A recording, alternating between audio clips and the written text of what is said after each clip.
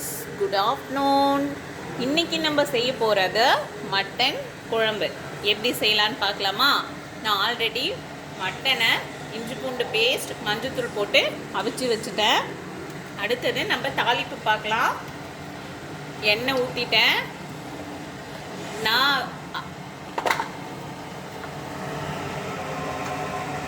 ஒரு பட்டை, அன்னாசி பூ 2 கிராம்பு, கொஞ்சோண்டு கடல் பாசி பூ, அப்புறம் இஞ்சி பூண்டு பேஸ்ட் சிம்மில் வச்சிடலாம்.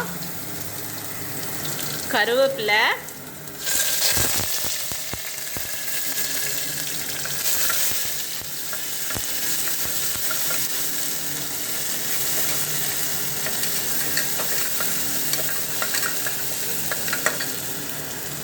அப்புறம் சின்ன வெங்காயம் நான் கட் பண்ணி வச்சுருக்கேன்.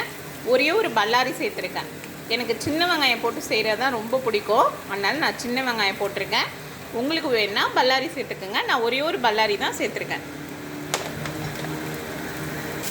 சின்ன வெங்காயம் போட்டு வதக்கக்குள்ளே கொஞ்சம் தேவையான அளவு கல் உப்பு போட்டுக்கலாம். நல்லா மிக்ஸ் பண்ணிக்கலாம். அப்புறம் தக்காளி பழம் போட்டுக்கலாம். மசாலா எடுத்துக்கலாம்.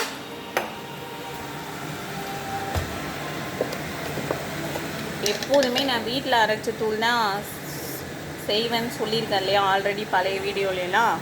அதனால் நான் தேவையான அளவு, எங்கள் வீட்டில் கொஞ்சம் காரம் சாப்பிடுவோம், அதனால் நான் 2.5 ஸ்பூன் போட்டிருக்கேன். உங்களுக்கு எவ்வளோ காரமோ அவ்வளோ போட்டுக்கோங்க. மட்டன் கிரேவினாலே காரசாரமாக இருந்தால் தானே நல்லாயிருக்கும். அடுத்தது நம்ம மட்டனை போட்டுடலாம்.